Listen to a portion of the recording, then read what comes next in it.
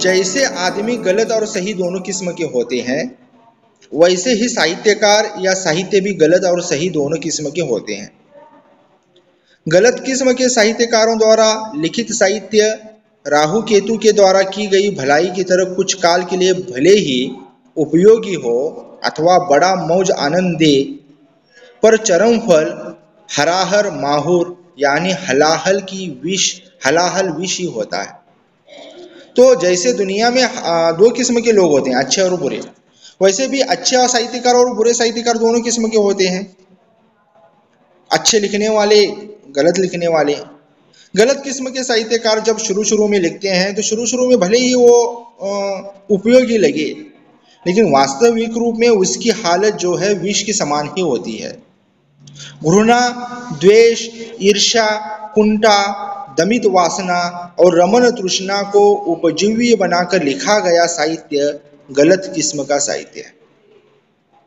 तो अगर एक वाक्य प्रश्न पूछा जाए कि गलत किस्म का साहित्य क्या है, अपने निबंध सच बोलना ही कविता है में कुबेरनाथ राय जी गलत किस्म के साहित्य के बारे में क्या अपनी राय रखते हैं, तो ये बातें आ जाती है। जिस साहित्य में घृणा हो, द्वेष हो, ईर्ष्या, कुंठा, दमित वासना, रमन तृष्णा को उपजीवी बनाकर, को आधार बनाकर जो लिखा गया साहित्य है, वो साहित्य गलत किस्म का साहित्य है। क्योंकि ये सब अनूर्त के ही चेहरे हैं। अनूर्त तो बड़ा कहू की मायावी और बहुरूपी होता है, और वो राधा कृष्ण जैसे खूबसूरत चेहरे और साज पोशाक लेकर भी आ सकता है, पर देश या मनुष्य जाति के इतिहास में उसका चरम फल घातक ही साबित होगा। विकृति के द्वारा संस्कृति हासिल नहीं हो सकती। गांधी जी इस बात पर जीवन भर जोर देते रहे हैं। विकृति के द्वारा संस्कृति हासिल नहीं हो सकती। तो जो कुछ विकृत है, आजकल है ना कि गंदी चीज को भी अच्छे पैकेट में लपेट कर बेच दिया जाता है। तो अच्छे पैकेट का होना मतलब उसके अंदर की गंदी चीज को एक्सेप्ट नहीं किया जा सकता। तो विकृति के द्वारा संस्कृति हासिल नहीं हो सकती। हम संस्कृति की बात कर रहे हैं, लेकिन उसको परोसने का तरीका अगर विकृत है, तो इस विकृतता से कभी भी संस्कृति हासिल नहीं हो सकती। गांधी जी इस बात पर जीवन भर भरोसा पर जोर देते रहे हैं। कला कला के लिए वाले सिद्धांत को मानने वाले ऑस्कर वाइल्ड का मत था, और बाद में उसकी इस बात को आधुनिक साहित्य में तरह तरह की संचाओं से प्रचारित किया गया कि कला या कलात्मकता सब कुछ को सुंदर बना सकती है, अनैतिकता और अश्लीलता को भी। तो ऑस्कर वाइल्ड का जो पाश्चात्य साहित्यकार है, उनका एक सिद्धांत है, वो काव्य प्रयोजन के बारे में बोलते हैं, कला कला के लिए। लेकिन हमारे जो भारतीय मनीषी हैं, गांधीवादी विचारधाराओं से प्रेरित लोग हैं, वो कला जीवन के लिए मानते हैं, और जीवन में सत्य का प्रतिपादन होना चाहिए, क्योंकि सत्य का प्रतिपादन होगा तो इससे मनुष्य में अभय और मानसिक उसकी अवस्थाओं का विकास होगा। ये गांधी जी की मंशा थी। तो उनके द्वारा कहा गया कला कला के लिए, इस सिद्धांत से वो सहमत नहीं थे, क्योंकि उनके अनुसार अनैतिकता और अश्लीलता सब कुछ कलात्मकता के द्वारा सुंदर बनाया जा सकता है। ऐसा कला कला के लिए सिद्धांत के मानने वालों का मत था। गांधी जी ने 1934 के यंग इंडिया में इस मत का विरोध करते हुए लिखा है, इसकी तारीख भी दी है, 13 नवंबर 1934 के यंग इंडिया में इस मत का विरोध करते हुए लिखा था, वाइल्ड केवल बाह्य कौशल्य या रूपायन में ही श्रेष्ठतम कला को देखते हैं, इसी से वे अनैतिकता को भी सुंदर बना बैठे। गांधी जी का मानना है वाइल्ड के इस मंतव्य को लेकर, उनकी इस धारणा को लेकर, कि वे केवल बाह्य कौशल का रूपायन में ही श्रेष्ठतम कला को देखते हैं, कि बाह्य कौशल्य अंदर क्या है, वो अंदर की तरफ वो मुड़े नहीं है, वो बाहर ही बाहर रहे हैं। इसलिए उन्होंने अनैतिकता को भी क्या कर दिया है, सुंदर बना बैठे हैं। परंतु ऋषि दृष्टि बाह्य सौंदर्य के वल्कल पर मुक्त नहीं होती, वह तो इस रूपमय निर्मोह के भीतर छिपे सत्य को देखती है। तो ऋषि दृष्टि, क्योंकि कवि को ऋषि कहा, पहले ऋषि के रूप से संबोधित किया जाता था। ऋषि वो होता है जो सत्य का उद्घाटन करता है, जो सच बात बोलता है। और ऋषि दृष्टि वाला वो सिर्फ बाहरी तौर पर चीजों को नहीं देखता, वो अंदर के सत्य तक वो पहुंच जाता है, भीतर छुपे हुए सत्य को वो देखता है और उसका उद्घाटन करता है। श्रेष्ठ साहित्य के लिए जरूरी है ऋषि दृष्टि, क्योंकि ना ऋषि कुरुते काव्यम। क्यों ऋषि दृष्टि जरूरी है? क्योंकि जो ऋषि नहीं है वो कविता कर नहीं सकता, ऋषि ही कविता कर सकता है। और ऋषि का मतलब क्या है? सत्य का प्रतिपादन करना, इसीलिए सच बोलना ही कविता है। अऋषि काव्य नहीं कर सकता। गांधी जी मीरा के प्रेम गीतों को श्रेष्ठ साहित्य मानते थे, क्योंकि उसमें भावात्मक सच्चाई है, जिसे अंग्रेजी में सिंसियरिटी कहते हैं। यह भी सत्य का ही एक रूप है। परंतु जयदेव का गीत गोविंद इतनी ऊंची दर्जे की कविता होने के बावजूद उनकी दृष्टि में विभस्त था, क्योंकि वस्तुतः गीत गोविंद की आरोपित दार्शनिक व्याख्याएं जो कहे, उसकी अभिव्यक्ति में शुद्ध रमन तृष्णा और कामोपासना के सिवा कुछ नहीं। तो यहाँ पर दोनों चीजों की चर्चा की है। गीत गोविंद में भी कृष्ण महिमा का बखान किया गया है, और मीरा की भक्ति भावना में भी मीरा ने तो स्वयं कृष्ण को पति माना है, लेकिन मीरा की कविताओं में भावनाओं की सच्चाई है, इसलिए गांधी जी को वो पसंद है। लेकिन गीत गोविंद कलात्मक दृष्टि से कितना भी बेहतरीन काव्य क्यों न हो, गांधी जी उसे नकारते हैं। और उसके नकारने के पीछे कारण क्या है? तो कहते हैं शुद्ध रमन तृष्णा इस कविता में अभिव्यक्त हुई है, और कामोपासना के सिवा इसमें कुछ नहीं। गांधी जी के साथ बहुत दिनों तक काम करने वाली गुजराती लेखक श्री चंद्रशंकर शुक्ल ने लिखा है, साहित्य सा किसी भी तरह की कला में वे सुंदर को विषय वस्तु से पृथक करके नहीं देखते थे। उदाहरण के लिए कामुक वर्णनों से लदा हुआ गीत गोविंद उन्हें कुरुचिपूर्ण लगता था, परंतु भावनात्मक सच्चाई से निकले हुए मीरा के प्रेम गीत उन्हें तुलसी कबीर के पदों से ज्यादा नहीं तो कम भी प्रिय नहीं थे। उनके सरस व्यक्तित्व के विषय में तो पहले के पत्र में लिख ही चुका हूं, तुम्हें वह अब स्मरण होगा ही। प्रिय पुतुल, यदि तू चाहे तो मेरे सामने एक तीखा सवाल पेश कर सकती है। कभी ऐसा भी हो सकता है कि साहित्यकार के द्वारा उपलब्ध सत्य जनमत के विरुद्ध हो, कि जो साहित्यकार जिस सत्य को उद्घाटित कर रहा है, ऐसा हो सकता है कि वो आम जनता के लिए सत्य न हो, उससे विरुद्ध हो, उससे अलग हो। वह जनता द्वारा आकांक्षित अभिष्ट सत्य के प्रतिकूल हो जाए। ऐसी अवस्था में क्या साहित्यकार अपने सत्य से प्रतिबद्ध रहकर जन विरोधी और प्रतिगामी, या और कुछ शब्द प्रतिक्रियावादी बने, या बहती हवा के साथ अपनी भी बांसुरी बजे? देख पुतुल, पहली बात तो यह है, जनमत या जनता व्यवहारतः अस्पष्ट सत्ताएं हैं। तो यहाँ पर ये कहना चाहते हैं कि अगर जो साहित्यकार का सत्य है वह आम जनता का सत्य न हो, वो उसे सत्य के रूप में न देखते, उनका सत्य कुछ अलग है, तो इस कारण साहित्यकार क्या अपने सत्य को बदलाए और बहती गंगा में हाथ धो ले?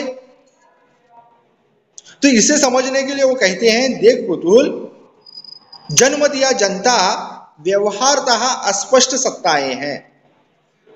जिसे हम लोग जनमत कहते हैं वो वस्तुतः किसी पार्टी या व्यक्ति के विचारों का ही प्रेस, अखबार, रेडियो एवं संगठित प्रचार प्रशिक्षण के फलस्वरूप एक विस्तार मात्र होता है। यहां पर वो नकारते हैं कि जनमत जैसी कोई चीज होती ही नहीं। जो जनमत है वो जनमत प्रेस, अखबार, रेडियो एवं संगठित प्रचार प्रशिक्षण के फलस्वरूप एक विस्तार मात्र होता है, कि इनके द्वारा फैलाया गया एक विस्तार मात्र है, एक भ्रम है। वास्तविकता में जनमत होता ही नहीं। प्राचीन काल में राजा ईश्वर का प्रतिनिधित्व माना जाता था। ठीक उसी शैली में, उसी सीमा तक और उसी अर्थ में कुछ लोग या कुछ दल अपने को जनप्रतिनिधि बना लेते हैं। आधुनिक दल तांत्रिक व्यवस्था का कुछ रूप ही ऐसा है।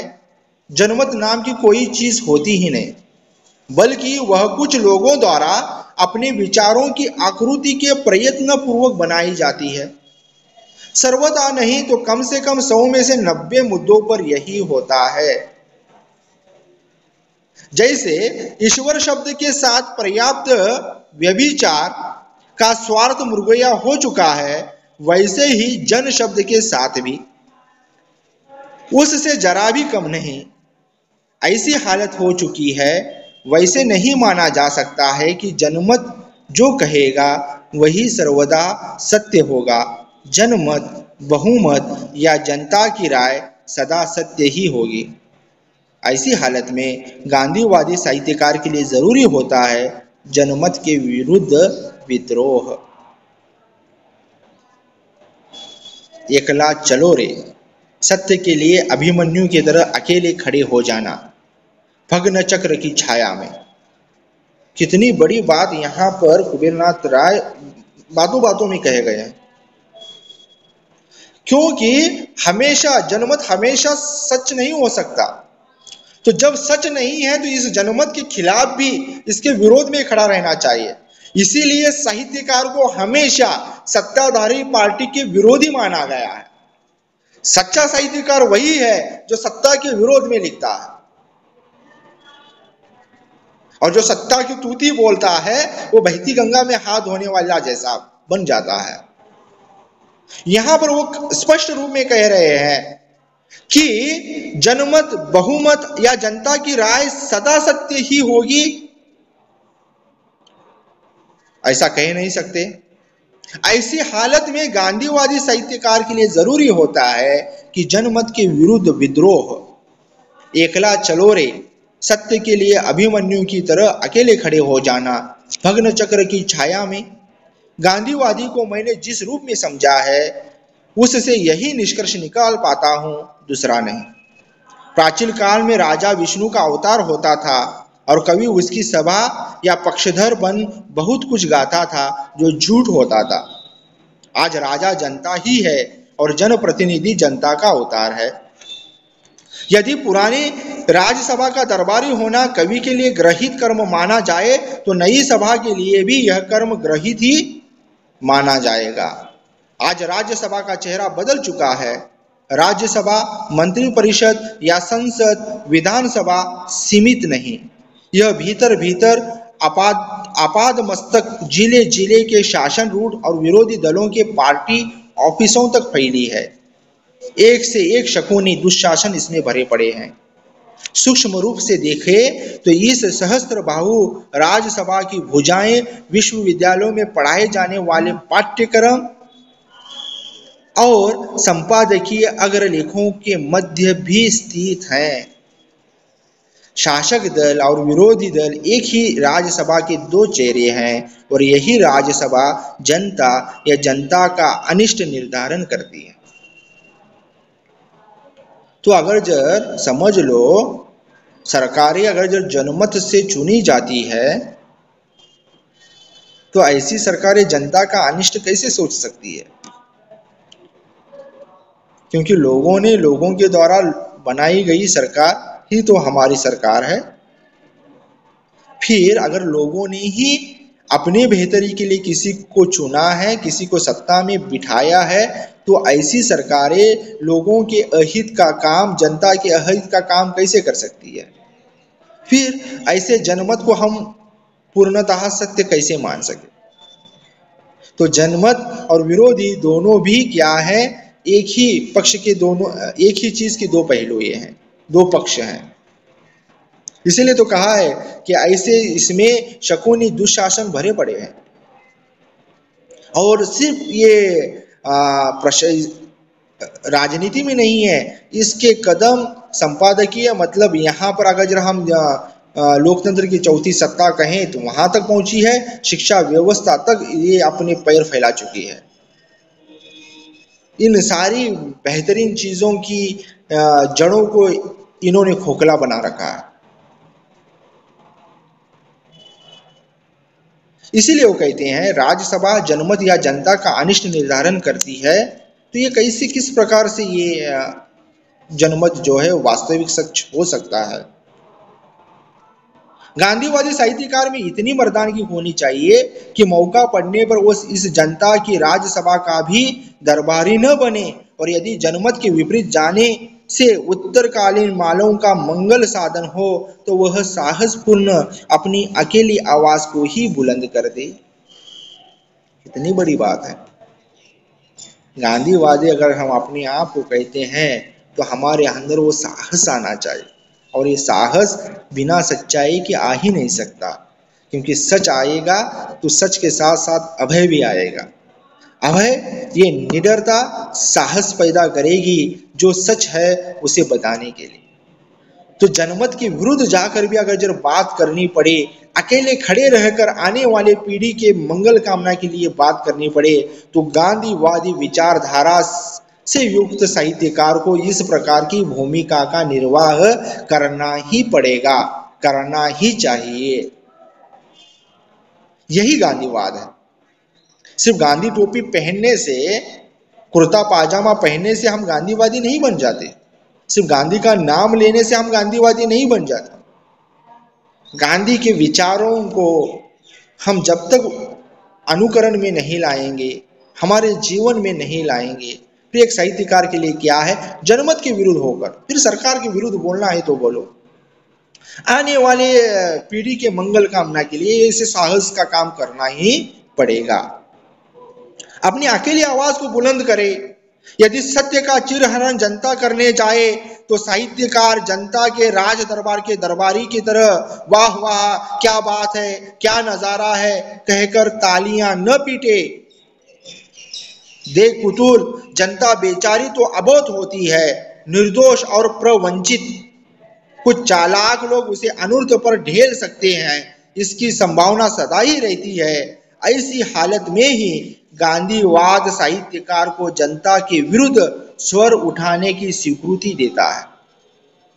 गांधीवाद साहित्यकार क्या करता है, जनता के विरुद्ध स्वर उठाने की इजाजत देता है। इतिहास की विशेष परिस्थितियों में ही, सर्वदा नहीं। ऐसी छूट न होने पर ऋषि कवि अभय और सत्य अहिंसा की सारी बातें निरर्थक हो जाएगी। तो अगर हम सत्य अहिंसा अभय की बात करते हैं और ये चीजें करने के पक्ष में नहीं है, तो ये सारी चीजें निरर्थक हो जाएगी। गांधीवादी साहित्यकार को जनमत के विरुद्ध विद्रोह करना पड़ेगा, अपनी आवाज को बुलंद करना पड़ेगा, क्योंकि जनमत जैसी कोई चीज होती ही नहीं। ये कुछ लोगों के द्वारा बनाया गया भ्रम है। ये भ्रम ही तो है। तो ये भ्रम देखो, सब कुछ सब सारी जनता परेशान है। हर सरकार उनके खिलाफ काम करती है और कहती है हमें जनता ने यहां पर भेजा है उनके कल्याण की कामना करने के लिए। अगर जनमत सही है तो फिर ये विपरीत परिस्थितियां क्यों है? फिर जनता के हक में फैसले होने के खिलाफ के बजाय जनता के विरुद्ध फैसले क्यों होते हैं? तो ये जनमत ही एक प्रकार से भ्रम है, एक प्रकार से मिथ्या है, एक प्रकार से आडंबर है। इसीलिए साहित्यकार को, गांधीवादी साहित्यकार को इस जनमत के खिलाफ भी विद्रोह करना आवश्यक बन जाता है। और अगर ये न कर पाए तो ऐसी छूट न होने पर ऋषि कवि अभय और सत्य अहिंसा की सारी बातें निरर्थक हो जाएगी। साहित्यकार यदि राजा रईस पूंजीपति का चाटुकार नहीं है तो तथाकथित जनता का भी चाटुकार नहीं हो सकता। उसे तटस्थ रहना पड़ेगा। वो ना सरकार के पक्ष में होगा, ना अमीरों के पक्ष में न होगा, न पूंजीपतियों के पक्ष में न होगा, तो वो जनता के पक्ष में भी नहीं होगा। वो जनता का भी चाटुकार नहीं होगा। वो तटस्थ होकर देखेगा और सच ही बोलेगा, सच की बात करेगा, सच का प्रतिपादन करेगा, तब ये मुमकिन है। तब वो सच्चा गांधीवादी साहित्यकार कहला सकता है। खैर पुतुल, पत्र लंबा हो रहा है, अतः समाप्त कर रहा हूं। गांधी जी की साहित्य दृष्टि के पीछे सत्य का दर्शन यानी सत्य का ज्ञान योग और सत्य का आचार योग है। मूल बात यही है। अगले पत्र में इस विषय पर अधिक स्पष्ट और व्यावहारिक तौर पर कुछ लिखूंगा, तब जाकर बात पूरी समझ में आएगी। लेकिन आज की बात याद रखना पुतुल कि सच बोलना ही सर्वोत्तम काव्य है। एक बात बता दूं तुझे कि तू मुझे सुंदर क्यों लगती है प्रिय बहू, इसलिए कि तू सच बोलती है।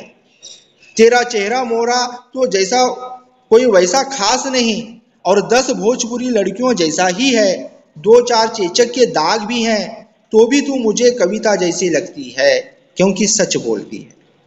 यदि तू झूठी होती तो हेमा मालिनी जैसा चेहरा होने पर भी अपनी ससुराल वालों को भयंकर ही लगती। तन मन वचन की निर्मलता ही सच्चा सौंदर्य है। तुझे देख कर बार बार यही लगता है, पर तू कहेगी भैया बचपन में जब मैं पढ़ती थी न तब खूब झूठ बोलती थी, मास्टर के साथ या माँ के साथ। माँ तो मेरे तिकड़म से परेशान रहती थी, पर ससुराल में आकर देखा कि अब बिना गांधीवादी बने गुजर नहीं, सच बोलने में ही खैरियत है। तो ठीक है, दिन भर का भोला भटका शाम को सही रास्ते पर चलकर घर तो पहुंच गया। तो यहाँ पर जाते जाते इस पत्र को खत्म करते करते कुबेरनाथ राय अपनी बहू की तरफ भी आते हैं, पुतुल की तरफ आते हैं कि तुम मुझे इसलिए, तुम वैसे कोई खास दिखने में नहीं हो, आम भोजपुरी लड़की की जैसी ही है जैसी हो, लेकिन तुम मुझे कविता की तरह इसलिए लगती हो क्योंकि तुम सच बोलती हो। तो यकीन मानिए भाई, ये सौंदर्य से बढ़कर आंतरिक सौंदर्य होता है, और आंतरिक सौंदर्य की कसौटी अगर क्या है तो वो सत्य है। इसीलिए हमें सत्य का अनुगामी बनना पड़ेगा। तो गांधीवादी विचार दर्शन को, गांधीवादी अगर हम अपने आप को मानते हैं तो हमेशा हमें सच्चाई के साथ रहना पड़ेगा, सच्चा बनना पड़ेगा, कर्म से, आचरण से, व्यवहार से। तब जाकर हम गांधी के नाम लेने वाले बनेंगे।